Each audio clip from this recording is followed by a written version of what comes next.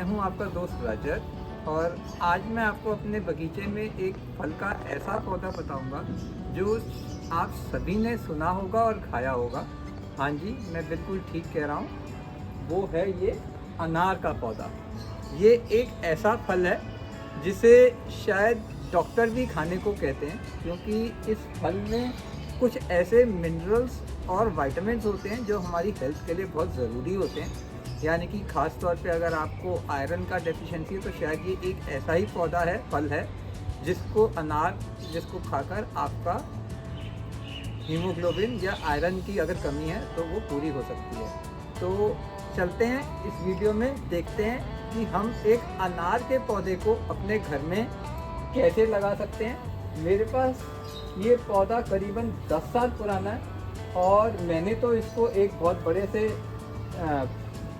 Bath tub में लगाया है। तो बेसिकली अनार का जो पौधा होता है उसको ज़मीन में या पेड़ की तरह लगना पसंद होता है। तो अभी आप देख सकते हैं इसमें कुछ या काफ़ी अनार लगे हुए हैं। मेरे पास ये हर साल करीबन 2 या 3 किलो अनार इसमें से निकलता है और ये एक देसी किस्म का अनार है। तो मैं आपको बताऊंगा कि किस तरह से आपने एक सही पौधे का वैरायटी कैसे चुनना है, उसकी मिट्टी कैसे बनानी है, उसका पॉट या कंटेनर कैसा होना चाहिए। और जब इसमें बहुत सारे लोग कहते हैं कि इसमें अनार में जब फूल आता है, अनार की कली खिलती है तो वो अक्सर गिर जाती है, मैच्योर नहीं होती और उसमें फल नहीं लगता। तो इन्हीं सभी बातों का आज मैं आपको डिटेल में बताऊंगा। तो शुरू करते हैं इस वीडियो में। तो सबसे पहले मैं आपको बताता हूं कि आपने एक सही अनार का पौधा कैसे चुनना है। तो मैंने तो ये पौधा करीबन बहुत पहले 10 साल पहले लगाया था, तब मुझे इतना समझ नहीं था गार्डनिंग का या वैरायटी का। लेकिन ये मेरे पास जो अनार अभी लगा हुआ है वो देसी अनार है। देसी अनार में क्या होता है, छोटे छोटे दाने आते हैं, छोटा अनार होता है, लेकिन ये जब पक जाता है एकदम लाल होता है। बट ये बहुत बड़ा अनार नहीं होता जैसे आपको बाज़ार में दिखता है। और ये इसके दाने खट्टे मीठे होते हैं और ज़्यादातर मेरे हिसाब से ये अनार हम लोग अनार दाना या अनार का जूस बनाने के काम आता है, क्योंकि इसकी वैरायटी देसी है। देसी मतलब लोकल वैरायटी का अनार है। और मैं आपको सजेस्ट करूंगा कि जब आप एक अनार का पौधा नर्सरी में लेने जाएंगे तो आप उसको ये बोलें कि मुझे ग्राफ्टेड अनार का पौधा चाहिए। तो जो ग्राफ्टेड अनार के पौधे होते हैं वो ज़्यादा अच्छे होते हैं और ज़्यादा वैरायटी उसमें आती है। आप उसमें वेरिएंट भी पूछ सकते हैं कि कौन सी वेरिएंट का अनार है, क्योंकि वैरायटी भी एक बहुत इम्पॉर्टेंट है। ज़्यादातर अगर आप पूना का अनार लेंगे या कैलकाटा का अनार का पौधा लेंगे तो वो ज़्यादा अच्छा होता है। तो लेकिन आपको अपनी एनवायरनमेंट के हिसाब से लोकेशन भी देखनी है। लेकिन अनार का पौधा हर जगह अडैप्ट हो जाता है। ये हर तरह की ठंड, गर्मी, बरसात सभी मौसम में चलता है। तो मेरे ख्याल से आपको दिक्कत नहीं आएगी। तो अनार का पौधा चुनते वक्त एक चीज़ और देखनी है। मैंने जब लिया था तो इसमें कई डंडियाँ थीं। अनार के पौधे में ये एक पेड़ की तरह चलता है। ये असल में पौधा नहीं है, असल में अनार का पेड़ होता है। तो इसमें जितनी ये 1, 2, 3, 4, 5 इस तरह की आपको डंडियाँ जो मेन रूट से निकलती हैं वो नहीं होनी चाहिए। आप जब खरीदें तो ये देखें कि उसका एक तना कितना मोटा है, उससे पता लगेगा कि आपका पौधा कितना पक्का और पुराना है। और आप इसमें एक से ज़्यादा स्टेम मत होने दें। इसमें से कई बार नीचे से नई स्टेम शूट करती हैं और वो शूट्स को आपने टाइम टू टाइम काट देना है। मैंने भी करीबन 1 या 2 आप देखेंगे मैंने काट दी हैं। इसका फ़ायदा ये होता है कि अगर अनार का पौधा नीचे से ही अगर स्टेम अगर डिवाइड होती है तो जो न्यूट्रिशन आता है रूट से वो भी डिवाइड हो जाता है। अगर एक ही स्टेम में सारे पौधे या फल लगेंगे तो जो फल होंगे वो ज़्यादा अच्छे और मैच्योर्ड फल लगेंगे। तो ये एक चीज़ और है जो आपने अनार के पौधे में ध्यान देना है। अब पौधा तो हमने ले लिया, अब मैं बात करता हूँ इसका कंटेनर और मिट्टी कैसी होनी चाहिए। मिट्टी के लिए अनार ज़्यादातर मैं आपको कहूँगा कि इसको भी वेल ड्रेन सॉइल ही चाहिए और आपने इसमें 50% मिट्टी और करीबन 25% वर्मी कंपोस्ट और कोकोपीट मिला सकते हैं। ये एक हैवी फीडर प्लांट होता है। इसमें आपको साथ में टाइम टू टाइम, मैं आपको कहूँगा, अगर आप इसको कम से कम नहीं तो 18 बाय 18 इंच के ग्रो बैग में, या फिर मेरे ख्याल से 24 बाय 18 का ग्रो बैग भी आप ले सकते हैं, क्योंकि जितना थोड़ा बड़ा कंटेनर होगा उतना ज़्यादा अच्छा चलेगा ये अनार का पौधा।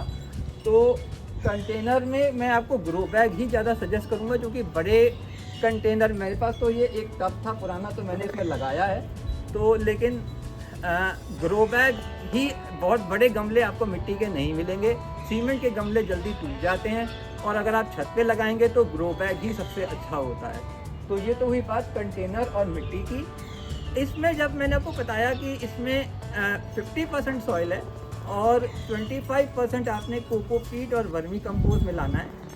इसके अलावा आपने कम से कम 1 किलो इसमें बोन मील मिलानी है उस वक्त, और 1 kg ऑफ नीम फली मिलानी है, ताकि जब आप पहली बार मिक्सचर बनाएं तो इसमें न्यूट्रिएंट्स पूरे हों। क्योंकि इस पौधा, अगर आपको इतने सारे मिनरल्स तभी दे सकता है अगर मिट्टी में भी इसको इतने मिनरल्स मिलें, तभी ये पौधा, अगर न्यूट्रिशन डेफिशिएंट होगा तो फल कभी भी मैच्योर नहीं होगा। तो ये था कंटेनर और मिट्टी के बारे में।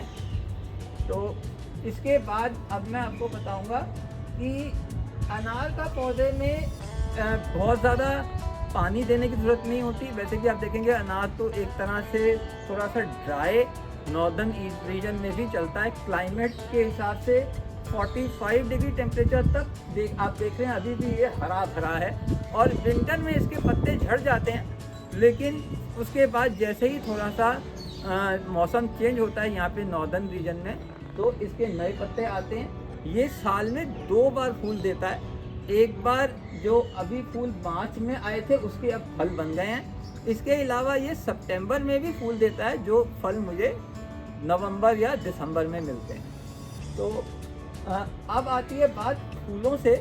तो फूलों से ये एक चीज़ बहुत कॉमन है, जो लोग कहते हैं कि मेरे अनार के पौधे में अनार की कलियां निकलती हैं लेकिन उसके बाद फल नहीं लगते।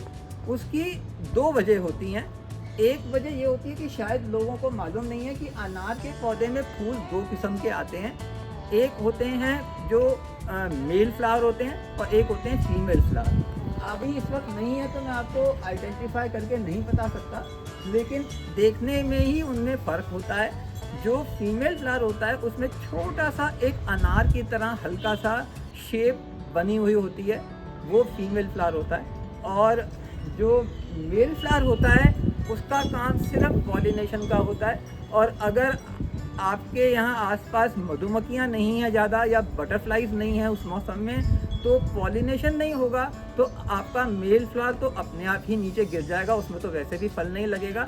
और ऐसे में आप क्या कर सकते हैं, छोटा सा पेंट ब्रश लेके एक हैंड पॉलिनेशन भी कर सकते हैं, यानी कि मेल फ्लावर से आप छोटा सा उसके जो पोलन्स होते हैं उसमें ब्रश लगाकर आप फीमेल फ्लावर में हल्का सा ब्रश लगा देंगे, तो जो काम मधुमक्खियाँ करती हैं वो काम हाथ से भी करेंगे, तो आपका फल मैच्योर हो जाएगा।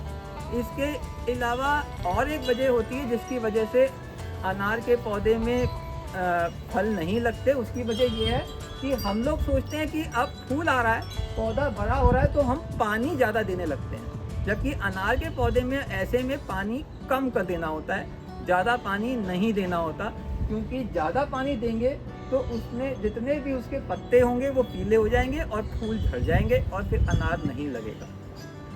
तो ये था एक छोटी सी टिप्स बेसिकली कि आपने फूल और फल आते वक्त अनार में क्या केयर करनी है। और इसके अलावा जब आपके पौधे में अनार इस तरह से लग जाएं, तो अभी तो खैर गर्मी काफ़ी है तो मैं खास ज़्यादा नहीं दे रहा हूँ, लेकिन फल और फूल के पौधों में न्यूट्रिशन बहुत चाहिए होता है। अनार के पौधे में बहुत ज़्यादा कैल्शियम, फॉस्फोरस और आयरन, इवन मैग्नीशियम भी होता है। तो ये सारे मिनरल्स टाइम टू टाइम पौधे को मिलने चाहिए। तो मिट्टी में देने के लिए अगर मैं कैल्शियम, फॉस्फोरस की बात करूं तो मैं तो बोन मील देता हूं, और उसके अलावा अगर मुझे इसके अंदर मैग्नीशियम देना है तो मेरे ख्याल से इप्सम सॉल्ट आता है बाज़ार में, जो पौधों के लिए भी आता है, वो बहुत अच्छा होता है। आपने सिर्फ ये सब चीज़ें जो हैं, बोन मील तो आप इसको एक जितना बड़ा कंटेनर है उसके हिसाब से मिक्स में करीबन, मैं तो कहूँगा इतने बड़े में मैं तो आधा 1 किलो ही एक बारी में डाल देता हूँ। लेकिन आपका अगर ग्रो बैग है तो आप उसमें करीबन 200-250 ग्राम हर 15-20 दिन में बोन मील डाल सकते हैं। इप्सम सॉल्ट केमिकल है, वो एक तरह से मैग्नीशियम सल्फेट होता है, तो आप उसको 15 दिन में 1 या 2 चम्मच ऊपर से डाल सकते हैं। वो डिज़ोल्व हो जाता है, वाटर सॉल्युबल होता है। और इसके अलावा मैं इसमें कभी कभी NPK 19-19-19 का भी इस्तेमाल करता हूँ। NPK का मतलब नाइट्रोजन, पोटेशियम और फॉस्फोरस, तो ये 19-19 में बराबर मात्रा में आता है। उसे भी आप हर 15 दिन में 1 चम्मच आप ऊपर मिट्टी में डाल देंगे। ये सभी फर्टिलाइज़र वाटर सॉल्युबल होते हैं और अपने आप पौधे को मिल जाते हैं। आपको इसमें अंदर नीचे मिट्टी में ज़्यादा मिक्स करने की ज़रूरत नहीं है। आप इसको देने के बाद जब पानी देंगे ये मिट्टी में चला जाएगा। तो ये था हमारा अनार का पौधा। एक चीज़ और मैं आपको इसमें बता दूं, अनार के पौधे में प्रूनिंग की भी ज़रूरत होती है। अगर आपने इसको अपने गमले में लगाया है, अगर तो ये ज़मीन में लगा है तब तो ये पेड़ की तरह फैलता जाएगा, कोई दिक्कत नहीं है। लेकिन मैं इसको हर 6 महीने में एक बार, यानी कि स्प्रिंग और ऑटम में इसकी पूरी ऊपर से कटिंग कर देता हूँ। तो जब भी नई टहनियाँ आती हैं तो इसमें नए फूल आ जाते हैं। और दूसरी चीज़ ये है कि कई बार गुच्छों में फूल आते हैं, तो आप देखेंगे मेरे पास एक ही टहनी में एक ही अनार का पौधा, एक ही फल लगा हुआ है। ये इसलिए है क्योंकि अगर गुच्छे में अगर आपका अनार का पौधा लगता है तो वो न्यूट्रिशन के लिए एक दूसरे से कम्पीट करता है। तो मेरा तजुर्बा ये कहता है कि अगर आपको एक बड़ा अच्छा अनार का दाना लेना है तो आप एक छोटे कमज़ोर पौधे को पहले से ही तोड़ लें, क्योंकि एक टहनी में अगर एक फल होगा तो अनार ज़्यादा अच्छा चलेगा। अदरवाइज़ आपको एक ही टहनी में छोटे छोटे 2 अनार के फल मिलेंगे। तो इतना ही था आज हमारे अनार के पौधे में। आपको मेरा ये वीडियो कैसा लगा आप मुझे लाइक और शेयर करके भी बता सकते हैं, और अच्छा लगा तो सब्सक्राइब भी कर सकते हैं। Happy gardening, thank you very much.